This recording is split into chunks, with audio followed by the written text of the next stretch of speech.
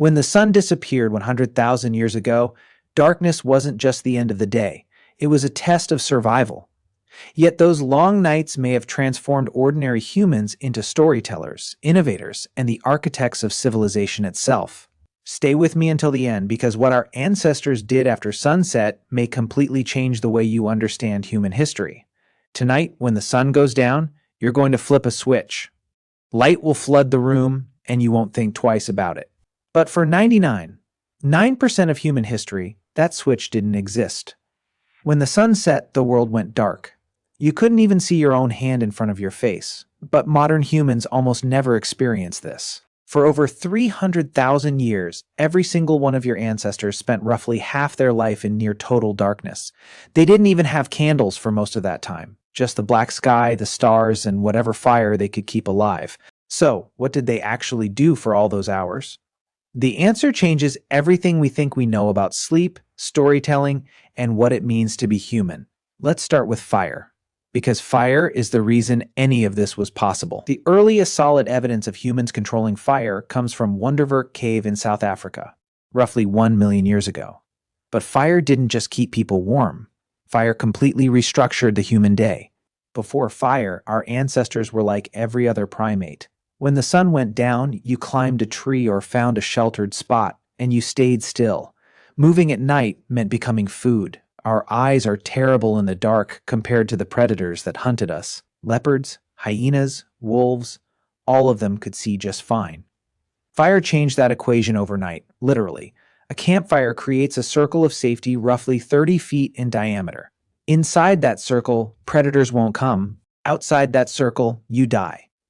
This is not an exaggeration. Anthropologists studying modern hunter-gatherer groups have documented that people who wander away from the fire at night are significantly more likely to be killed by predators, even today. But here's what's fascinating. Fire didn't just protect humans at night, it gave them something they'd never had before: extra hours. Think about this. Before fire, the useful day ended at sunset. That's maybe 12 hours in summer, as few as 8 in winter. Fire suddenly added 2 to 4 usable hours to every single day. And over thousands of generations, those extra hours changed our species. In 2014, anthropologist Polly Wiesner published a study in the Proceedings of the National Academy of Sciences. She spent years recording conversations among the Jew/Hoanzi Bushmen of the Kalahari Desert, one of the last groups on Earth still living something close to the original human lifestyle. What she found was striking. During the day, about 80% of conversations were practical. Who's hunting where? Which plants are ready? Complaints, logistics, economic negotiations. Daytime talk was work, but at night, around the fire, the entire character of conversation changed. 81% of conversations were stories. Tales of people in distant places, adventures, myths about the origins of the world, jokes that made the whole camp laugh.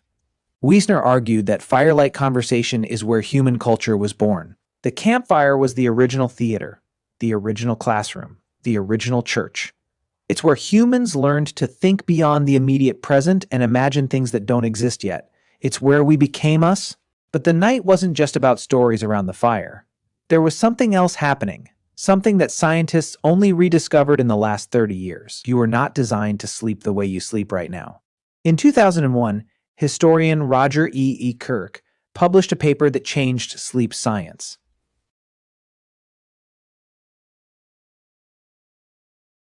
And he found something nobody expected: over 500 references spanning centuries, prayer books from the 1400s, court records, diaries, medical texts, letters from ordinary people, even passages in Homer's Odyssey. All of them mentioned the same thing: first sleep and second sleep. Before the industrial age, people did not sleep in one continuous block. They went to bed shortly after sunset, slept for about 4 hours, then woke up. They stayed awake for 1 to 2 hours in the middle of the night. Then they went back to sleep for another 4 hours until dawn. This wasn't insomnia. This was normal. This was how every human on the planet slept for thousands of years. And what did people do during that wakeful period in the middle of the night? Everything. Recommended that couples conceive children during this window because they would do it better. People visited neighbors. They interpreted their dreams while they were still fresh. They wrote. They simply lay in bed in the dark and thought. A doctor's manual from the 1500s advised patients that the best time to study and reflect was during the watch, as they called it, the quiet hours between first and second sleep, when the mind was calm and the world was still. Now, historians had been reading these references for centuries, but they kept translating first sleep as something else, because they couldn't imagine that people ever slept differently than we do now. The assumption was so deep that translators literally mistranslated ancient Greek and medieval Latin to make it fit their modern experience. But then science confirmed what history had been saying all along. In 1992, psychiatrist Thomas Ware at the National Institute of Mental Health ran an experiment. He took a group of volunteers and removed all artificial light from their lives. For 1 month, they experienced 14 hours of darkness every night, just like our ancestors would have before fire extended the evening. Within weeks, every single participant settled into the same pattern: 4 hours of sleep, 1 to 3 hours of quiet wakefulness, then 4 more hours of sleep.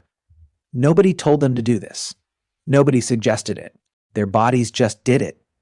As if some ancient program had been waiting inside them the whole time, buried under centuries of artificial light. Ware measured their hormone levels during the wakeful period and found something remarkable. The participants were in a state unlike any normal waking state.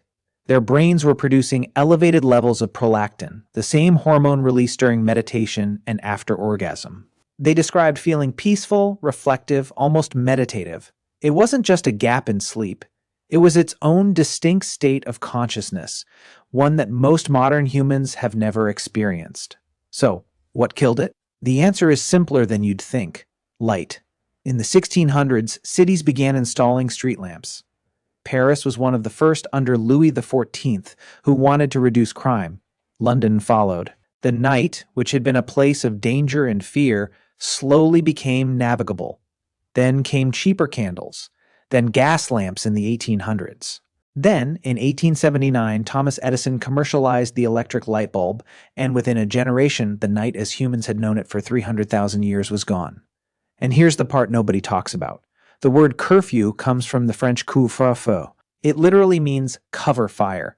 In medieval towns, a bell would ring at night, signaling everyone to cover or extinguish their fires, not because of safety, because night was supposed to be dark. Night was when you slept. Night was when you were vulnerable. For most of history, being out at night was suspicious. In many medieval European cities, walking outside after dark without a lantern was literally illegal. Night belonged to criminals and the supernatural. People feared it in a way that's almost impossible for us to understand today. And then we conquered it. We flooded it with light, and we thought that was progress. But here's what we lost. Modern humans are exposed to artificial light an average of 7 to 8 hours after sunset. This light, especially the blue light from screens, suppresses your body's production of melatonin, the hormone that regulates sleep. Your body doesn't know the difference between a light bulb and the sun. When light hits your retina at 11 p.m., your brain interprets it as daytime. It delays melatonin release. It fragments your sleep. It disrupts the circadian rhythm that evolved over millions of years. Researchers have found that people who go camping for just 1 week with no artificial light at all have their melatonin cycles reset by nearly 2 hours. Their bodies start producing melatonin at sunset instead of hours after it. That's all it takes for 300,000 years of programming to reassert itself. We didn't just change when we sleep. We eliminated an entire phase of human consciousness. That quiet, reflective state between first and second sleep, the state that Ware's subjects described as peaceful and meditative, doesn't exist anymore for most people. Instead, we have insomnia, and we treat it like a disorder. But what if it's not a disorder at all? What if waking up at 2 a.m. and lying there in the dark isn't your body malfunctioning? What if it's your body remembering what it was built to do? For 300,000 years, your ancestors spent their nights in a rhythm that modern science is only beginning to understand. They gathered around fires and told stories that built civilizations. They slept in 2 phases with a window of quiet reflection in between. They lived in darkness so complete that the Milky Way wasn't something you had to drive to a national park to see. It was just the sky. And every night when they woke in the dark between first and second sleep, they lay there in silence and thought about their lives, their dreams, and the world they would wake up to in the morning. We traded all of that for a light switch, and most of us never even knew it was gone. They also watched the sky in a way that almost nobody alive today ever has. Modern astronomy often begins with telescopes, satellites, and space observatories, but humanity's first observatory was simply the night itself. For tens of thousands of years, every clear evening revealed a sky untouched by city lights, aircraft, or electrical glow. The Milky Way stretched from horizon to horizon with such brightness that it cast faint shadows on the ground. The stars weren't entertainment, they were information. Anthropologists have long noted that traditional hunter-gatherer societies possess an astonishing knowledge of the night sky, not because they studied astronomy as a separate discipline, but because survival depended on paying attention. Certain constellations appeared only during specific seasons. Their arrival signaled when migrating animals would return, when particular fruits would ripen, or when seasonal rains were approaching. Long before written calendars existed, the heavens became humanity's first clock and its first calendar, silently marking the passage of time above every campfire. Imagine being a child growing up 40,000 years ago. Every evening, as darkness settled over the landscape, the oldest members of your group would point toward the stars. They didn't see random dots of light. They saw stories, ancestors, warnings, and memories preserved in the sky. Every constellation carried knowledge. Every pattern helped preserve traditions that no one could afford to forget. In a world without books, the stars became pages that could never burn. This may explain why nearly every civilization on Earth, despite developing independently, eventually connected its myths to the night sky. From Aboriginal Australians and Native American nations to ancient Egyptians, Mesopotamians, Greeks, and Chinese astronomers, people repeatedly transformed stars into characters, animals, and legendary heroes. The remarkable consistency isn't evidence that these cultures shared the same stories. It's evidence that humans everywhere looked upward for thousands of hours and instinctively searched for meaning in what they saw. Pattern recognition is one of the defining characteristics of the human brain, and nowhere was that instinct exercised more consistently than beneath an unobstructed night sky. But not every hour of the night was peaceful. Darkness also sharpened another ability that modern humans rarely use anymore: listening. When vision becomes unreliable, hearing suddenly takes over. Around an ancient campfire, every crack of a branch carried meaning. Every distant howl demanded interpretation. Was it simply the wind moving through dry grass? Was it another group approaching? Or was it a predator slowly circling beyond the reach of the firelight? Your ancestors became experts at distinguishing sounds that most of us would never notice today. Neuroscientists have shown that when visual input decreases, the brain naturally allocates more attention to auditory information. For ancient humans, this wasn't an interesting laboratory finding. It was a matter of survival. A single unusual sound in the darkness could determine whether an entire family lived to see the morning. Over thousands of generations, humans evolved an extraordinary sensitivity to voices, footsteps, breathing, and subtle environmental changes that modern life often drowns beneath engines, televisions, and constant background noise. Even silence itself had a different quality. Today, complete silence is almost impossible to find. Air conditioners hum, refrigerators buzz, traffic echoes in the distance. Electricity has surrounded us with a constant layer of artificial sound. But for prehistoric humans, moments between the crackling fire and the distant calls of nocturnal animals were profoundly quiet. Many psychologists believe this kind of natural silence encourages introspection, allowing thoughts to unfold more slowly and memories to become more vivid. Perhaps that is one reason so many ancient traditions associated the night with wisdom, dreams, and spiritual insight. It is also during these long evenings that language itself may have taken enormous steps forward. During daylight hours, communication needed to be efficient. Hunting required brief instructions, gathering food demanded practical information. There was little opportunity for long conversations while everyone was occupied with survival. Night changed the pace completely. The urgency disappeared. For the first time all day, people could speak simply for the purpose of sharing ideas. Linguists have suggested that storytelling may have been one of the greatest training grounds for increasingly sophisticated language. A good story requires more than naming objects. It demands memory, suspense, emotion, imagination, and the ability to place events in sequence. You have to describe things that aren't physically present. You have to imagine the thoughts of other people. You have to talk about yesterday, tomorrow, and possibilities that never actually happened. Those are remarkably advanced cognitive skills, and the quiet hours around ancient fires provided the perfect environment to practice them again and again, generation after generation. And those stories did far more than entertain. They became one of humanity's most powerful survival tools. Imagine trying to explain which valley contains poisonous plants, which river floods without warning, or which predator stalks silently instead of roaring. Listing facts is forgettable. Wrapping those facts inside a memorable story allows them to survive for generations.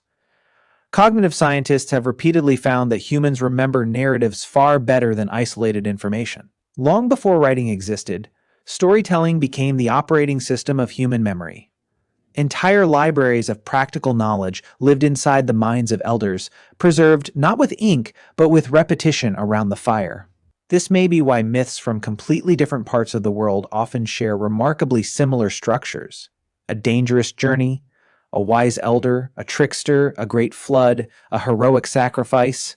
Although these societies never met each other, they all relied on the same human brain, shaped by the same evolutionary pressures. Night after night, for thousands of generations, children listened while experienced storytellers refined the tales, removing unnecessary details and strengthening the lessons hidden within them. Every retelling acted almost like natural selection. The stories that people remembered survived. The ones they forgot disappeared forever. Around those same fires, something equally remarkable was taking place. People weren't simply passing down information. They were creating shared identities. During the day, survival often depended on individual skill. One person tracked animals, another searched for edible roots. Someone repaired tools, while another gathered firewood. But once darkness arrived and everyone gathered together, those individual roles temporarily disappeared for a few hours. Every member of the group focused on the same voices, laughed at the same jokes, feared the same monsters, and celebrated the same ancestors. Modern psychologists call this shared attention, and it plays a fundamental role in building trust between individuals. Thousands of years before governments, religions, or nations existed, the campfire quietly taught humans how to become a community. Anthropologists believe this ability to cooperate with large groups may be one of the greatest reasons Homo sapiens eventually outcompeted every other human species. Neanderthals possessed larger brains in some respects. They were physically stronger and perfectly adapted to harsh environments. Yet strength alone doesn't build civilizations. Cooperation does. The ability to unite dozens, then hundreds, then eventually millions of unrelated people around common beliefs, traditions, and shared stories became humanity's greatest evolutionary advantage.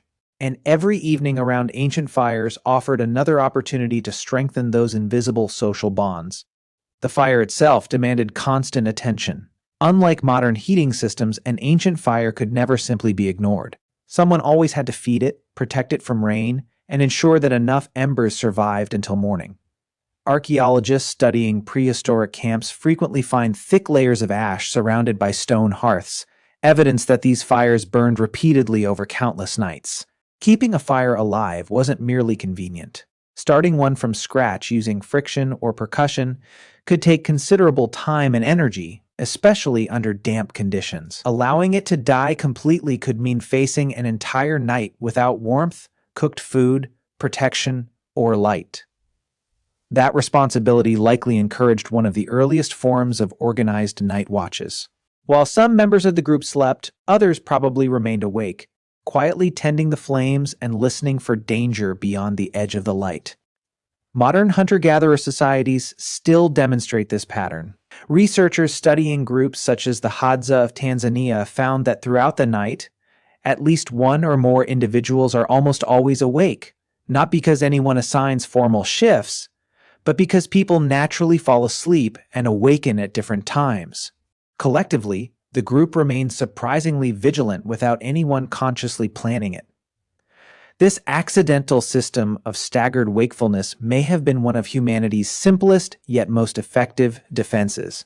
While one person added wood to the fire, another gazed into the darkness, another reflected quietly between periods of sleep, and another comforted a restless child. There was rarely a moment when every pair of eyes remained closed at once.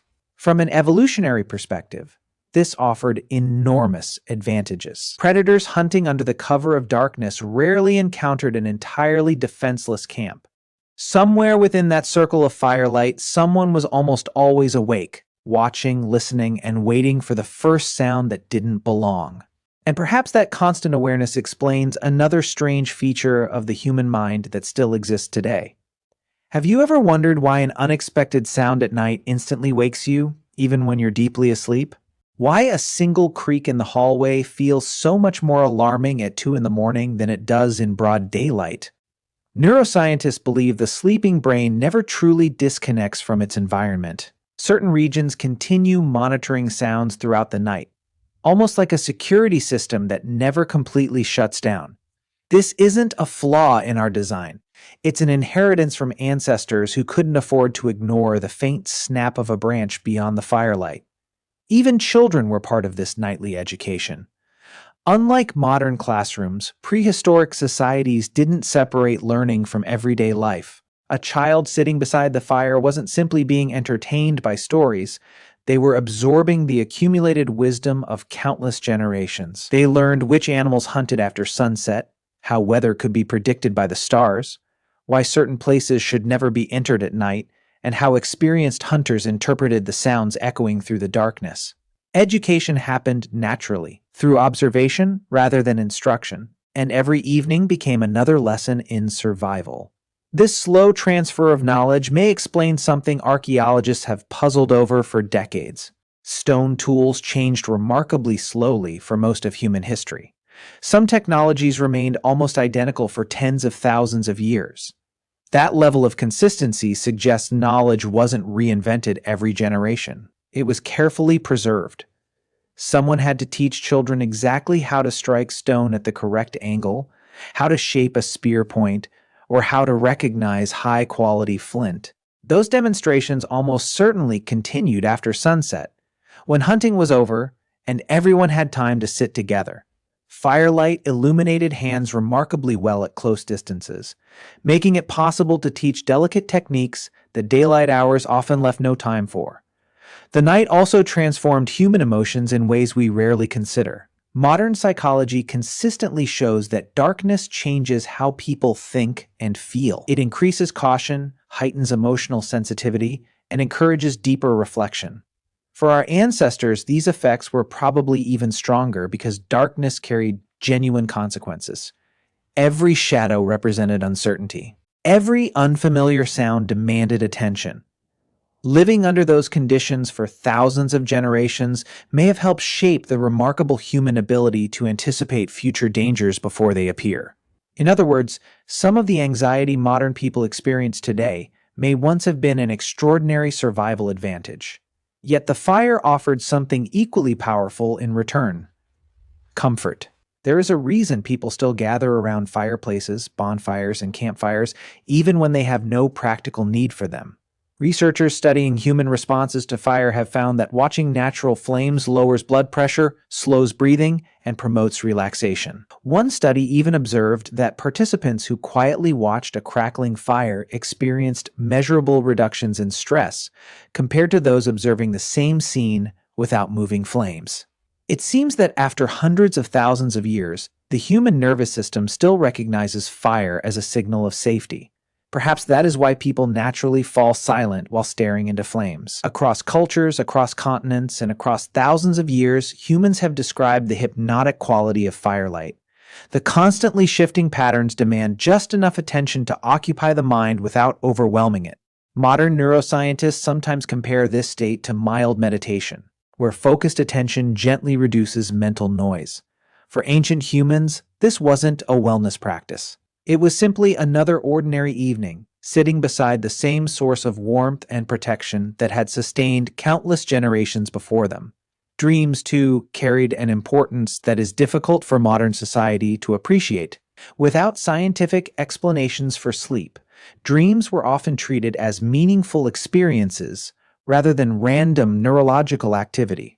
Anthropologists studying indigenous cultures across Australia, Africa, the Americas, and Asia have documented traditions in which dreams guided hunting decisions, resolved conflicts, warned of danger, or reinforced spiritual beliefs. Whether those interpretations were objectively true mattered less than the role they played within the community. Discussing dreams after waking during the quiet interval between first and second sleep may have strengthened social bonds while encouraging reflection on fears, hopes, and future plans. Interestingly, modern neuroscience has discovered that REM sleep, the stage most closely associated with vivid dreaming, plays a critical role in emotional processing and memory consolidation. Although prehistoric humans knew nothing about neurons or brain chemistry, they instinctively gave dreams attention instead of dismissing them.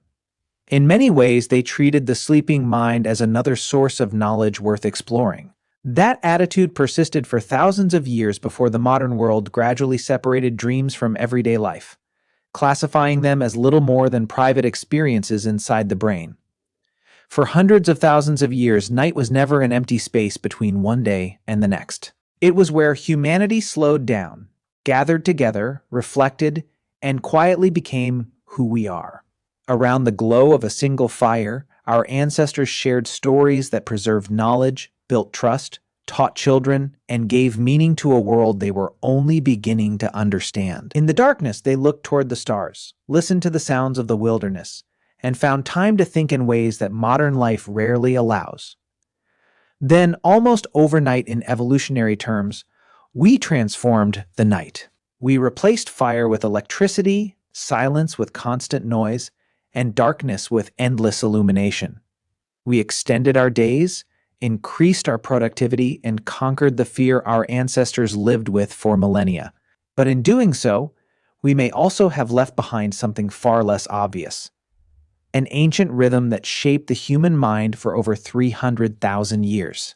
The next time you stay awake long after sunset, scrolling beneath the glow of a screen, remember that your brain was not designed for this world. It was shaped beside a campfire beneath an untouched sky, where darkness wasn't an inconvenience. It was part of being human. Somewhere deep inside you, the instincts of those ancient nights still remain, quietly waiting beneath the artificial light. Perhaps history isn't only hidden in ruins, fossils, or forgotten civilizations. Perhaps some of it still lives within us, in the way a crackling fire calms our thoughts, in the wonder we feel beneath a sky full of stars, or in those quiet moments when we wake in the middle of the night and simply lie there, thinking. Because sometimes the greatest discoveries about the past are not found by looking farther away. They're found by remembering what we've forgotten. If you enjoyed uncovering this hidden chapter of human history, subscribe to Hidden Origins, where every documentary explores the forgotten stories, ancient mysteries, and remarkable discoveries that shape the world we live in today. Until next time, keep questioning the past, because the more we understand our ancestors, the more we understand ourselves.